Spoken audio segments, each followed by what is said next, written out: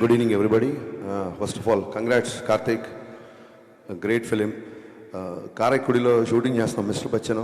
So same production company కాబట్టి అక్కడ special show arrange చేశారు మాకు.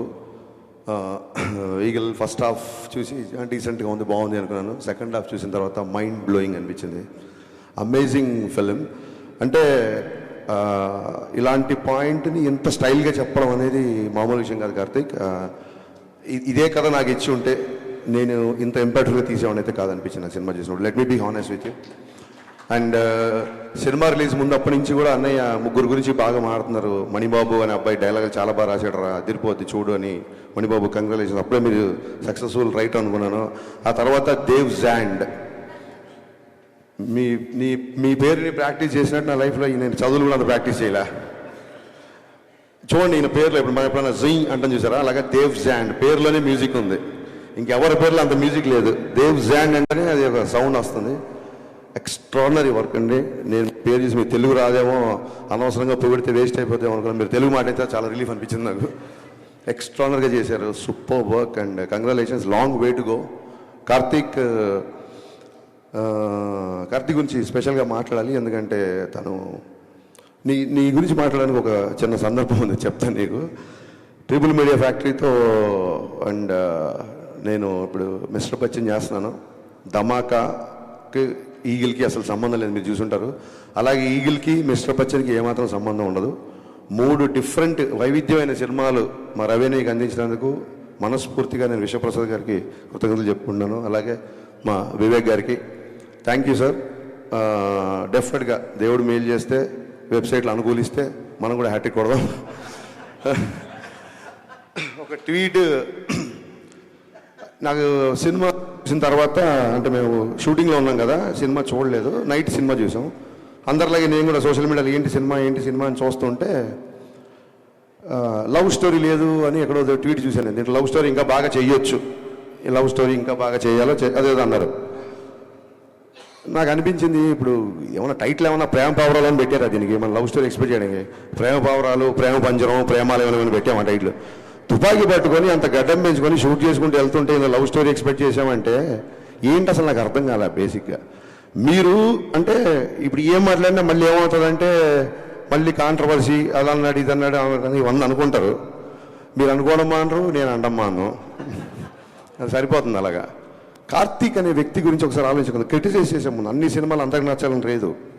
చాలామంది నా దగ్గరకు వచ్చి సార్ మీ గబ్బర్ సింగ్ అంటే మీ మిరప కంటే షాక్ నచ్చింది అంటుంటారు. ఏం మాట్లాడి నేను తెల్లమో వేసుకొని నిలబడతా. నీలాంటి వాళ్ళు ఆ రోజు స్టేట్ అంతా ఉంటే బాగుండు అనుకుంటా. అన్ని సినిమాల్లో అందరికి నచ్చాలని రూల్ లేదు. ఈగల్ బాగా నచ్చిన వాళ్ళు ఉండొచ్చు, నచ్చిన వాళ్ళు ఉండొచ్చు, ఎలానే ఉండొచ్చు. But should understand one thing, criticise చేసే ముందు తను ఒక ఎక్స్ట్రానరీ కెమెరామెన్. కార్తీక్ గెట్టం అనే వ్యక్తి ఒక ఎక్స్ట్రానరీ కెమెరామెన్, చాలా కంఫర్టబుల్. అతను కనుక సినిమాటోగ్రఫీ చేయాలనుకుంటే చేతిలో 10 సినిమాలు ఉంటాయి ఎప్పటికీ. నాకు తెలిసి చాలామంది నా దగ్గరకు వచ్చి మా అసిస్టెంట్స్ లేకపోతే యంగ్స్టర్స్ వచ్చి కథలు చెప్తే మేము డైరెక్షన్ చేద్దాం అనుకున్నప్పుడు కెమెరా అంటే కార్తీక్ కావాలి సార్, కార్తీక్ కావాలి సార్, ఇంతమంది చెప్పారు నా దగ్గర. అతను చాలా కంఫర్టబుల్ పొజిషన్లో చాలా మంచి కెమెరామెన్గా పేరు సంపాదించుకొని అక్కడితో సంతృప్తి పడకుండా కష్టపడి డైరెక్టర్ అనే స్థాయికి వెళ్ళి మొత్తం ఒక మైండ్ బ్లోయింగ్ టేకింగ్తో ప్రపంచం అంతా మెచ్చుకునేలా ఇవాళ ఒక సినిమా తీశాడు. ఆ సినిమా ఎంత కలెక్ట్ చేస్తుంది, ఎన్ని రికార్డులు కొడుతుంది పక్కకు పెట్టే ముందు ఆ వ్యక్తిని క్రిటిసైజ్ చేసే ముందు ఇతని జర్నీ ఏంటి, ఇతను ఎందుకు ఈ సినిమా తీశాడు అని ఒక క్షణమన్నా మనం ఆలోచించాలి కదా. ఆ రకంగా ఆ మాట అనేసరికి నాకు నిజంగా చాలా ఫీల్ అయ్యాను. నేను అప్పటికి సినిమా చూడలేదు కాబట్టి ఏంటి ఇందులో లవ్ స్టోరీ అంటారు. తర్వాత ఆరాధిస్తే తెలిసింది ఈ బ్యాచే RRRలో రొమాన్స్ లేదని అన్నారంట. ఆ తర్వాత తెలిసింది నాకు. తర్వాత ఎవరు ఈ తాలూకు వ్యక్తి అంటే తర్వాత అని చెప్పారు. ఒక విషయం మనందరం మర్చిపోయామా లేదా మనలో కొందరు మర్చిపోయారా నాకు తెలియదు. మీకు గుర్తుంటే సంతోషం, గుర్తులేని వాళ్ళ గుర్తు చేస్తున్నాను అనుకోండి. నేనేదో గరికపాటి గారిలాగో చాగంటిలాగా ప్రవచనం మాత్రం ఇవ్వట్లా. వినండి, సినిమా ఇండస్ట్రీ అంటే ప్లీజ్ సైలెన్స్, ఒక్క మాట సైలెన్స్, మిగతాది కావాలంటే మాట. సినిమా ఇండస్ట్రీ అంటే సినీ నిర్మాతలు, సినీ దర్శకులు, సినీ నటులు, సినీ జర్నలిస్టులు కూడా మనం అందరం ఒక ఇండస్ట్రీ. మీరు మా మీద రాళ్ళు, మేము మీద రాళ్ళు వేసుకోవడానికి మీరు ఆ గట్టున మేము ఈ గట్టున లేవు. సినీ జర్నలిస్టులు అంటే part of industry. Please don't ever forget that. మీరందరూ మనం కలిస్తేనే ఇండస్ట్రీ. మీరు పబ్లిసిటీ చేయండి, నా సినిమాలు జనాల వరకు రీచ్ అయ్యా అవ్వలేదు కదా. మనం ఒకళ్ళ మీద ఒకళ్ళు రాళ్ళేసుకోవడం ఏంటి అంటే ఈ థాట్ నాకు ఎందుకు వచ్చిందంటే, నేను సురేష్ కొండేటి మీద ఏదో కౌంటర్ వేసినందుకు నాకు ఒక 200 ఫోన్లు వచ్చినాయి. గబ్బర్ సింగ్ ఎన్ని ఫోన్లు వచ్చినాయి, ఆ రోజు అన్ని ఫోన్లు వచ్చినాయి. నేను రియలైజ్ అయ్యా, మళ్ళీ వీడియో చూసా, ఎందుకు ఇంతమంది ఫోన్ చేస్తానని వీడియో చూసా. నేనేం పెద్ద గొప్పగా మాట్లాడలా, మామూలుగా నా ఫ్లోలోనే మాట్లాడి అంతే. నేనేం నాకు సురేష్ కొండేటితో నేను ఆయన సురేష్ కొండేటి నేను కౌంటర్ వేస్తే దానికి అప్రిషియేషన్ ఏంటిది చూస్తే నాకు అర్థమైంది ఏంటంటే, నేను గొప్పగా మాట్లాడలా, అతను చాలా సందర్భాల్లో తప్పుగా మాట్లాడాడు. అతని తాలూకున్న కసి నా పట్ల అప్రిషియేషన్గా మారి అన్ని ఫోన్లు వచ్చాయని నాకు అర్థమైంది. నేను పడగొట్టే ప్యాచ్, పడిపోయే ప్యాచ్ కాదు పన్ను. సో నా తర్వాత అనిపించింది, ఇతను ఎవరు 10 ఏళ్ళ షాక్. అప్పటి నుంచి నాతో ట్రావెల్ అవుతాడు సురేష్ కొండేటి. కరెక్ట్గా లైట్లకి కెమెరాలు మైక్లు అనేసరికి మనం ఆ గట్టు ఈ గట్టు అని ఎందుకు అనుకుంటున్నాము, మనం ఒక ఇండస్ట్రీ కదా, శ్రీ జర్నలిస్టులు అందరూ మన ఇండస్ట్రీ కదా. I didn't enjoy it. Suresh కొండేటిని ఏదో కౌంటర్ వేసా 10 మంది ఫోన్ చేస్తే నేను దాన్ని ఎంజాయ్, నాకు చాలా బాధ వేసింది తర్వాత ఆలోచించుకుంటే. ఎందుకు అనవసరంగా మనం ఒక ఇండస్ట్రీ కదా, సోషల్ మీడియాలో బయట వాళ్ళు జనాలు మనం చూసి నవ్వుకోవడం ఏంటి అని అనిపించింది సీరియస్గా. మేము ఏ పొలిటికల్ ఎజెండా లేకుండా సినిమాలు తీస్తున్నామని చెప్పట్లా, తీయాలి అని చెప్తున్నా. మేము ఒక వ్యాపారం చేస్తాం. సినిమా ఫస్ట్ కళాత్మకత, రెండో వ్యాపారం. నాకు రాజకీయ పద్ధతి పార్టీలు కూడా నా సినిమా చూడాలని కోరుకుంటా. అన్ని పార్టీల వాళ్ళు, కాంగ్రెస్ వాళ్ళు, టీఆర్ఎస్ వాళ్ళు, బీఆర్ఎస్ వాళ్ళు, బీజేపీ, వైసీపీ, నా సినిమా అందరూ చూడాలనుకుంటా. నేను ఒక వర్గాన్ని ఎందుకు దూరం చేసుకుంటా, నేను దూరం చేసుకునే ఆలోచన నాకు ఎందుకు ఉంటుంది. ఒకసారి నా ట్విట్టర్ హ్యాండిల్ చూడండి, పవన్ కళ్యాణ్ గారు క్లియర్గా చెప్పారు, your cinema director, stick to cinema. Janasena సంబంధించినవి కానీ, లేకపోతే ఇంకోటి సంబంధించినవి కానీ, లేకపోతే నా పద్ధతిలో ఏమన్నారు కానీ మీరు ఎవరు రియాక్ట్ అవ్వాల్సిన అవసరం లేదు, మీ పని మీరు చేసుకుంటే చాలా క్లియర్గా చెప్పారు. ఎందుకంటే సినిమా చేస్తున్నప్పుడు సినిమా హౌస్ఫుల్ అవ్వాలనుకుంటాం. 10 మంది కాదు, 100 మంది, 1000 మంది, 1,00,000 మంది నా థియేటర్లో ఉండాలనుకుంటాను నేను. ఒక ప్రత్యేక ఎజెండా అంటే ఉండదు. నిన్న ట్వీట్ ఎందుకంటే బాధేసింది, అరే రెండో సినిమా చేస్తున్నాడు, మేము ఉన్నాం కదా బండబారిపోయి మీ మాటలకి, మీ ట్రోలింగ్లకి, మీ అన్నిటికీ మా మీద అయ్యండి సెటర్లు, మేము రెడీ. అతను రెండో సినిమా, ఒక అద్భుతమైన కెమెరామెన్ ప్యాషన్తో ఒక సినిమా తీశాడు. ఇలాంటి రేటింగ్లు, ఇలాంటి నెంబర్లు, ఇలాంటి కామెంట్స్ మీకు నచ్చలేదు వదిలేయండి. సంస్కృతిలో సామెత ఉంది, నప్రియాత్ సత్యం అప్రియం. అవతల వ్యక్తికి నచ్చని ఒక సత్యాన్ని కూడా చెప్పొద్దని ఒక సామెత ఉంది. మన ఇండస్ట్రీ కదా, మన వ్యక్తి కదా, వాడికి ఏం మీరు ఆకాశం మీద పెట్టకర్లా.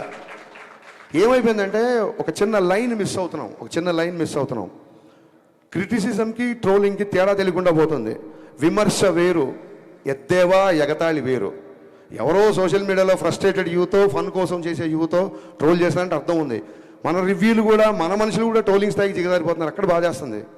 క్రిటిసిజంకి ఎవరు అనరే, ఇక్కడ హరీష్ శంకర్ ఈ సీన్ దగ్గర పట్టు తప్పాడు, ఇక్కడ డైరెక్షన్ బాగాలేదు, ఈ సీన్ సరిగ్గా రాయలేదు. అద్భుతమైన క్రిటిసిజం కదా, క్రిటిసిజం చేయండి. ఎత్తేవా ఉన్న ఎగతాళి స్థాయికి వెళ్ళిపోతుంది, అక్కడ బాధ చేస్తుంది.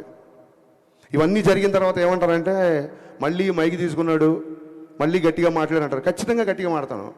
4 ఏళ్ళు అయింది, సినిమా లేట్ అవుతుందని చెప్పి ప్రొడ్యూసర్ ఇంట్లో కూర్చొని తెల్లారుల వరకు మద్యం తాగాడు ఒక డైరెక్టర్.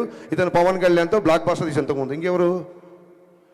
ఇది మళ్ళీ ఆడికి ధైర్యం ఉండదు, మొత్తం రాసిన ధైర్యం ఉండదు. ఒక షాడో పెట్టి పెడతాడు, దమ్ముంటే నా ఫోటో వేసి హరీష్ శంకర్ తెల్లారులు తాగాడని రాయి, దాని తర్వాత నేను కౌంటర్లు వేస్తాను. నువ్వు నాకు ఏమైనా ఐస్ వేసావా, నాకు పెగ్గు కలిపావా, ఎరా పెగ్గు పట్టరా అంటే నువ్వు పెగ్గు తీసుకొచ్చావా, ఏంట్రా నీ సోర్సు.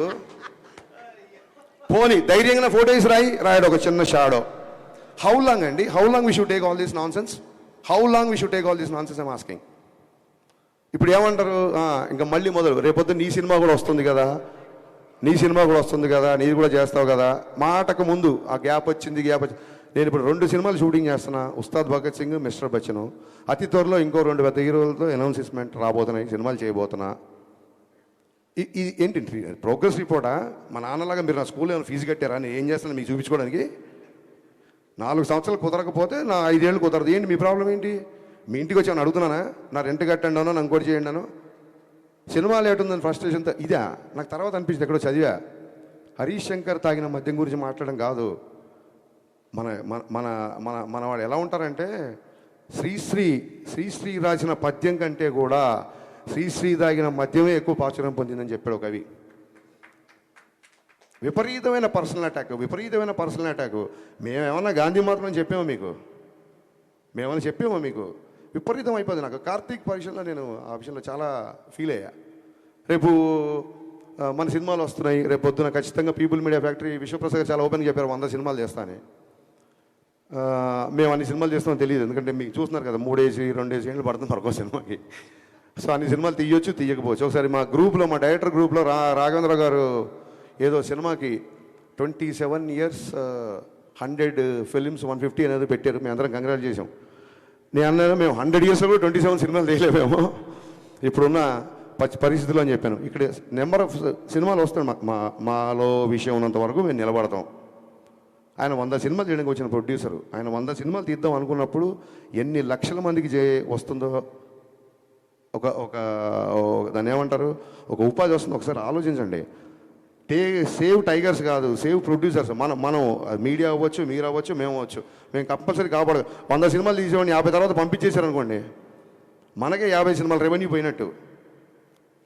రేపు మీ సినిమాలు వస్తాయి, రాస్తారు, అది ఇది అంటారేమో. పర్టికులర్గా మళ్ళీ గుమ్మడికి వెళ్దాం కంటే అందరు భుజాలు అనుకోకండి. పర్టికులర్గా సదరు వెబ్సైట్కి చెప్తున్నా, మీరు ఏమన్నా రాసుకోండి. ఎందుకంటే ఈ ట్రోలింగ్లు మీకు కొత్తనేమో. సినిమా పుట్టాక వెబ్సైట్లు పుట్టాక సినిమాలు పుట్టాకే వెబ్సైట్లు పుట్టాయి. మేము ఇంట్లో నుంచి బయలుదేరి వచ్చే ముందు డైరెక్షన్ చేద్దాం అన్నప్పుడు ఫస్ట్ ట్రోలింగ్ స్టార్ట్ చేసింది మా అమ్మ, మా నాన్న. వీడి మొహానికి వీడు పెద్ద డైరెక్టరు అని. ఆ తర్వాత మా బంధువులు, మా ఫ్రెండ్స్, మా నేబర్స్, హరీష్ గారు పెద్ద స్పీల్బర్గ్ అంటారా, సినిమాలకు వెళ్తానంటారా, ఈడో పెద్ద మండరత్నం అంటారా అని చెప్పి అందరూ అన్నారు. ఈ ట్రోలింగ్లు మాకేం కొత్త కాదు.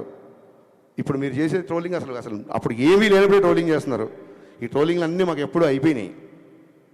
ఎందుకు ఫర్దర్గా కూడా మేము తీసుకుంటామంటే, నేనే కాదు, హీరో అవ్వచ్చు, హీరోయిన్ అవ్వచ్చు, అసిస్టెంట్ డైరెక్టర్ అవ్వచ్చు, మ్యూజిక్ డైరెక్టర్ అవ్వచ్చు, అన్నిటికీ తెగించే ఇక్కడికి వచ్చాము. Just I want make it remind.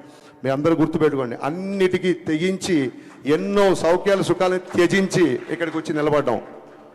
రేపొద్దున మళ్ళీ అటాక్ స్టార్ట్. నేను మళ్ళీ చెప్తున్నా, సినిమా ఇండస్ట్రీ అంటే సినీ జనరేషన్ అందరూ అని చెప్పి నేను స్పీచ్ స్టార్ట్ చేశాను. లేదు రేపొద్దున ఇలాగే పగబడతాం, ఇలాగే ఆర్టికల్ రాస్తాం అనుకుంటే, మీరు అభిమానించే వ్యక్తే ఒక జెస్చర్ చెప్పాడు. ఆ జెస్చర్ మీకు గుర్తు చేస్తున్నా, రాసుకోండి. Thank you.